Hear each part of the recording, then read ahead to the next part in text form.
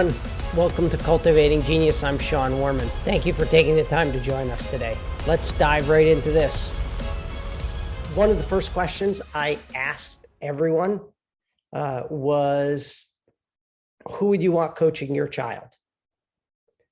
And what most of you showed me was that you wanted a coach. You prefer a basketball coach, a collegiate basketball coach over a World Cup skier.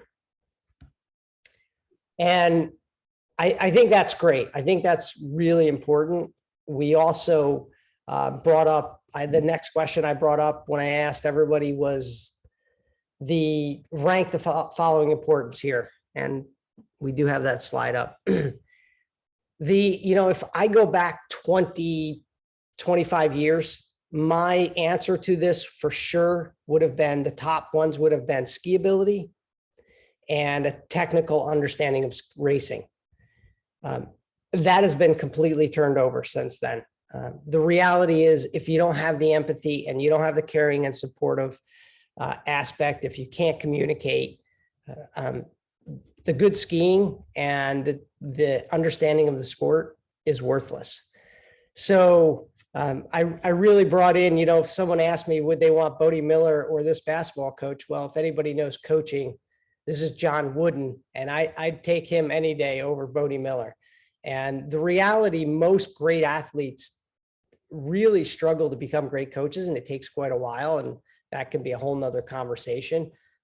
But it takes time for them to understand and be able to communicate. And even the athletes that are great skiers, and this has always been a problem that I've seen as a program director, is very often they don't know how to power down. It's, if you're a great skier, but you're 400 yards in front of the kids that are following you and they're skiing in a straight line trying to keep up, that great skiing is wasted. So this aspect of being a motivator and being supportive and being empathetic to the athlete is really important. I always thought that the quote by Theodore Roosevelt was, nobody cares how much you know until they know how much you care. It is really powerful here, and it really applies. I'm going to play a clip here from this podcast 289, The Way of Champions. And if you could all just take a moment to listen to this. Coaching came about because there was I think it was a tennis coaching school, and they needed more tennis coaches, and there was no tennis coaches around, but they had all these players. So then they thought, okay, well, let's get some golf coaches.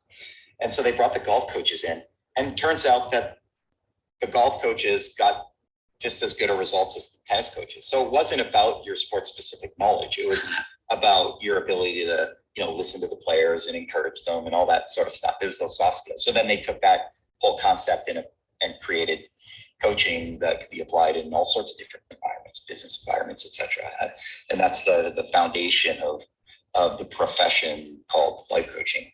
Well, I think it's a wonderful story, and I've never heard that, but I'm not surprised, because I always say to people, the technical, tactical, we could call it the X's and O's of coaching, that makes you a trainer. What makes you a coach, this inspiring, motivating, caring mentor, leader, is all these other things that it doesn't matter what sport it is. So I thought that spoke really well to this concept of, it doesn't matter about the sport. This idea that they had golf coaches come in and coach tennis players. And if they're a good coach, you're a good coach. And if anybody saw the presentation by Cody Royal for the US Ski and Snowboard fall seminar, he spoke to this as well. In one of his slides, you can see I stole it from him, that tactics don't really matter. And he kind of joked about, well, okay, they do matter a little bit, but we put often way too much emphasis on this. So if you spend some time looking at the research and what's behind good coaching, that technical understanding of the sport is great. And it's something I devoted an enormous amount of time and energy to. But the reality is that the other stuff is really what matters, particularly for the younger kids. So, but I think it applies at any age. So I think now we'll take a look at the next piece that I asked a question about myelination.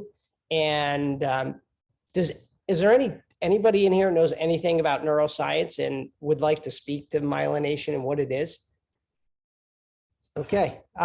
So this concept, and why do we need to talk about this aspect? I think it's important that we cover some of this so that you understand the science behind why I'm making the decisions I make and how we are pushing the program in a certain direction. And so if we don't look at the science, we can't quite understand it. And so this idea of myelin is fairly new in the world of neuroscience, and certainly for coaches and sports psychology, and this idea that you wrap this material around a neuron and it increases the speed at which the impulse travels. It improves performance. The more myelin, the better the performance, and the more myelin, the better the signal, the clearer the signal. So then the big question is, okay, great, we need lots of myelin, and world-class athletes have a lot of it. How do we develop it? And I'm going to play another clip this is from the Talent Code that speaks specifically to struggle. Why is targeted mistake-focused practice so effective? Answer: because the best way to build a good circuit is to fire it, attend to mistakes, then fire it again over and over. Struggle is not an option. It's a biological requirement. Question: why are passion and persistence key ingredients of talent? Answer: because wrapping myelin around a big circuit requires immense energy and time. If you don't love it, you'll never work hard enough to be great. So that's Daniel Coyle from his book, The Talent Code, speaking specifically to this idea of struggle and how to create create situations that target failure and having struggle. It's really important, and this is the kind of the cornerstone that this concept of having environments, these training environments, sits on. The idea that we have to create struggle and we have to make it difficult for them. And one of the best ways to do that is through creating an environment. And so what is an environment? First thing is to understand how it works a little bit. And I cover that in this next slide. The reason they're so important, if you watch a bunch of kids ski down the hill behind a coach or when there's no coach around, typically they cut off the turn, they tend to go straight, they skid a lot, there's not a lot of direction across the hill. It's everything ski racing is not.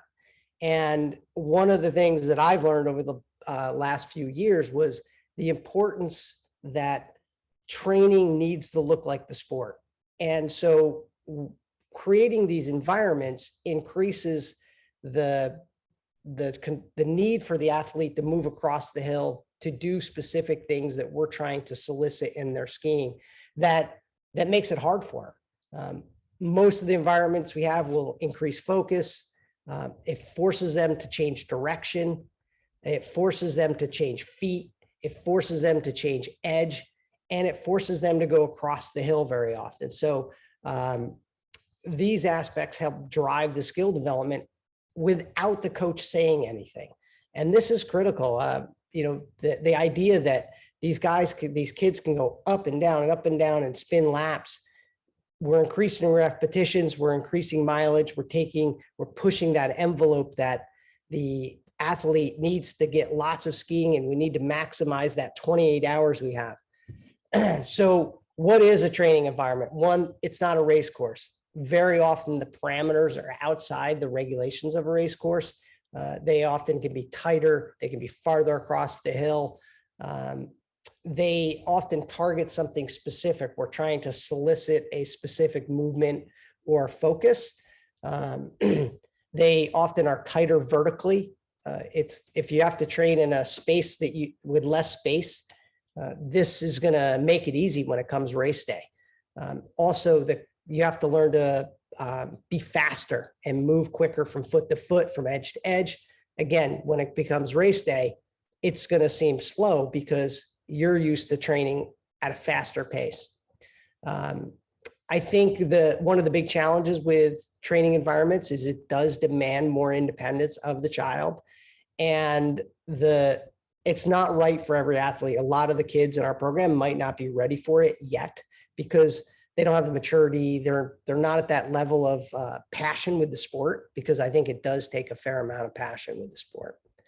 So one of the things that training environments allow is this concept of waterfalls. And I'm going to hand it off to Moshe, and he's going to speak to this concept of how we use training environments. Moshe, you're up. All right, great.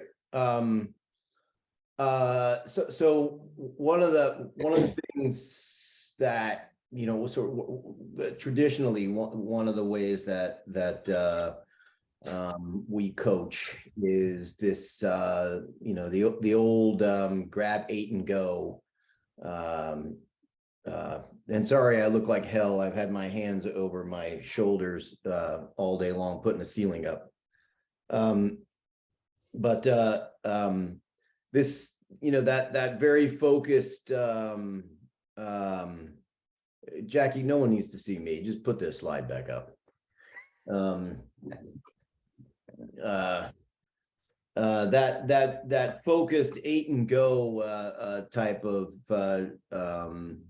coaching,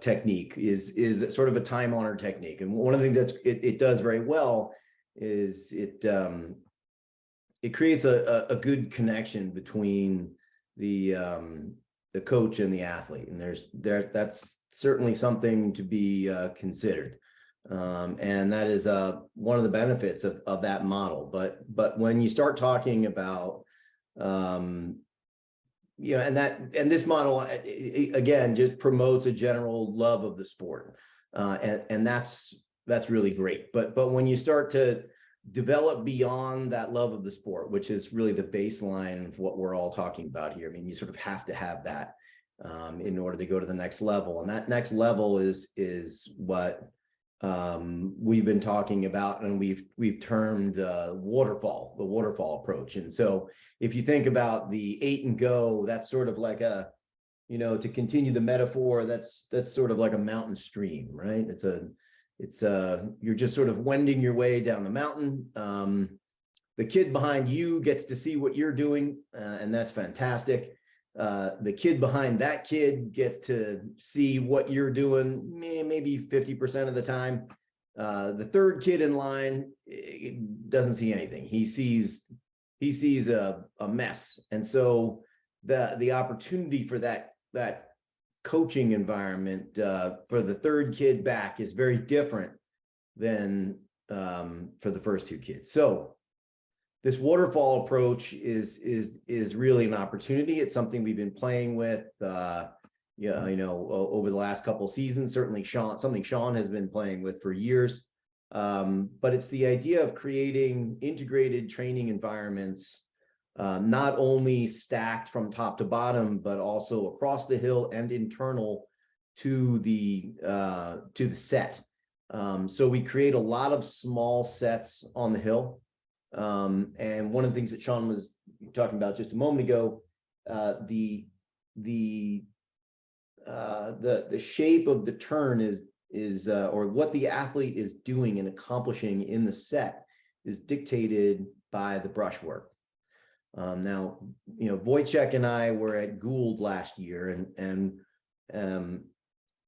it was really interesting to see the kinds of sets that different programs employ. And one of the things that Gould did very well, which we sort of brought back, is this idea of embedding elements of different courses inside a single setup. And so for instance, if you were working on a full gate slalom set, this is just a for instance, you'd set a stubby course directly opposite the slalom gate, so that you'd have the same rhythm in the set, and then you could move from stubbies to slalom gates, or if you got a little freaked out, move back down to stubbies. But it's always about playing with turn shape and giving the athlete time to rest, and having a focus available, so that, you know, when you're setting the course, there's a reason why you're doing the things that you're doing. And of course, lastly, the sort of last point here, which I think is really critical, that there are appropriate sets for certain parts of the hill, and there are just as many, you know, equally inappropriate sets for certain parts of the hill. And it's you know, consider that there are good places to put picket fences, and there are, you know, not so good place to put picket fences. But the overall idea is creating an environment where athletes can learn simply by being in the course. I think that pretty much covers all of it. Great, thank you, Moshe. Good job. One thing that I think that is important to touch on this, and I probably forgot to mention, was that we don't always need to close a trail. This is one of the beauties of it. If we set up a race course, we have to close a trail. There are many times where we've set these using this waterfall approach of stacked environments on why not down the edge of the trail and left the trail open. And then that allows us to continue to allow these kids just to cycle through and maximize that time of training. So I think that's another thing to add there. So questions, thoughts, comments. What does anybody have? Anything they want to add? Anything they want to bring to the table? Any questions? Sean, I'll ask you a question. Can you speak a little bit to, in the waterfall environment setting, the importance of looking for mastery, how as a coach you can keep an eye on your athletes when you have a larger group, and really thinking about looking for and building progressions appropriately. So again, you're building mastery across your entire team, and not moving to a new drill or the next drill or a new challenge until there's a confidence level that the things are being done accurately.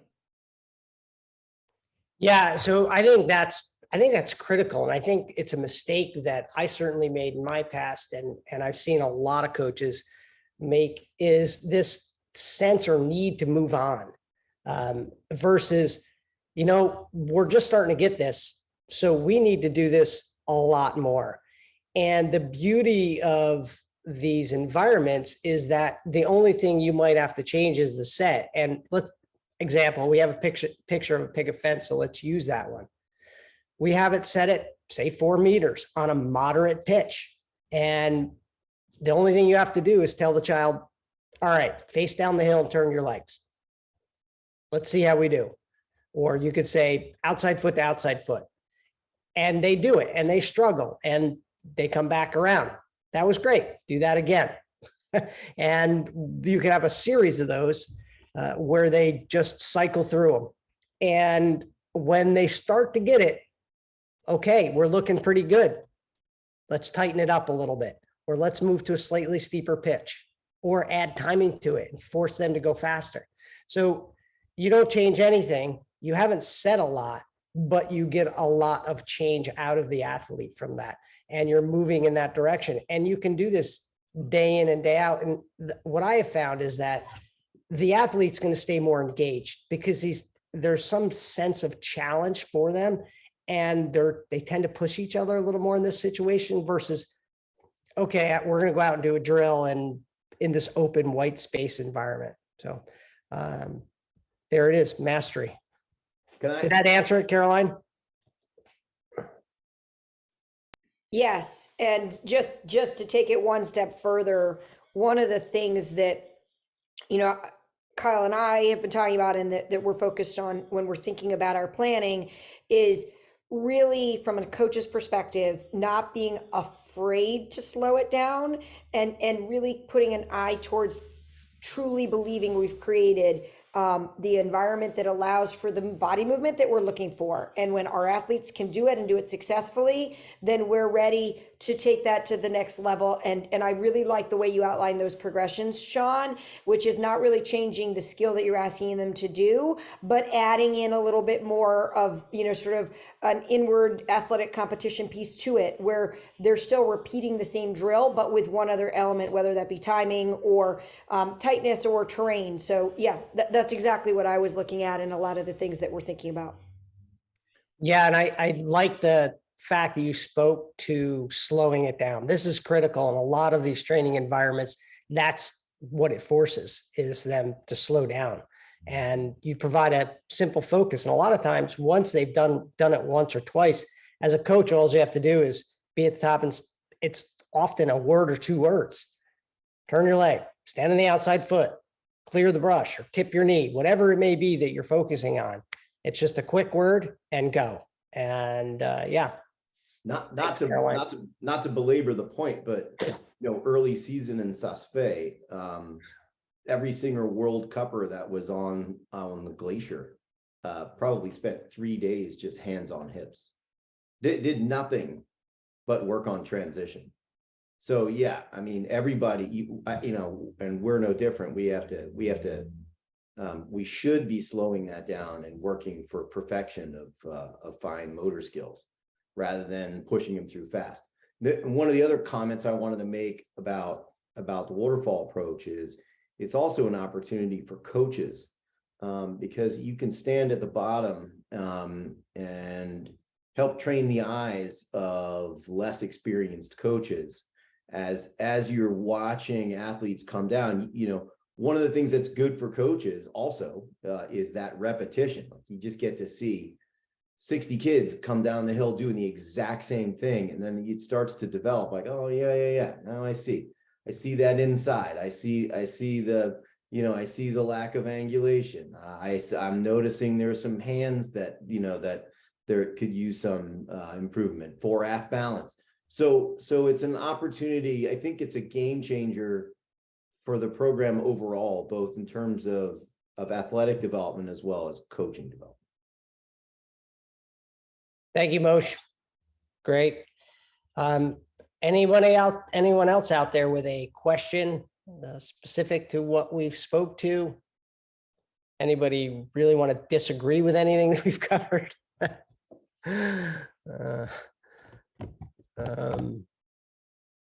Nothing.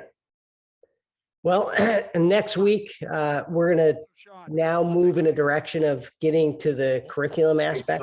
John, oh, yeah. Dan wants to jump in. I deal primarily with the U8 developmental squad, right? So a lot of what we do is the grab and go, and then we try to incorporate, those 3 or 4 items that we're just trying to get them to be able to master, so to speak, at that young age. I mean, they all want to go into the environments, like they all want to do the stubbies, they all want to do the brushes, whatever, right? And it's like, but how much should we be doing? Should we be doing more of that for these guys, or should we just be trying to just concentrate on the edging, the foot, the shin forward, getting the knee forward? I'm not Sure. gonna kid you, it gets a little boring for them, and we try to do different things, but it's hard. It's a challenge. I think if the opportunity is there and the kids want it, you should take them there. It's going to increase challenge. And if you can, as long as it isn't excessively challenged that it takes them in the wrong direction. If it's too fast or too down the hill, or it's too open, or it's too tight, whatever it may be, There's plenty of situations. So if you're out on the hill and you see an environment that's set and there's nobody in it, you can check with the coach that's there and say, hey, can I run my kids through it? I encourage that. We're trying to make ski racers out of them, and our training needs to look like ski racing and have them go. And ski racing really involves going around stuff. That's all it is. It's the person that can go around stuff the fastest. So they should do that often. Thanks, Dan. That was a good question. Okay, well, you know what? My target time is 30 minutes on these things, because my goal is to keep them short, to drop a little tidbit, get us thinking about something, and then move on to the next piece and have it lead into next week. All right. Well, any more questions? All right. Well, thank you, everyone. I look forward to having you join us again next week. And if you miss it, it'll be recorded and you can catch it afterwards. Perfect. Have a great night. Thanks, Sean. Kayla on.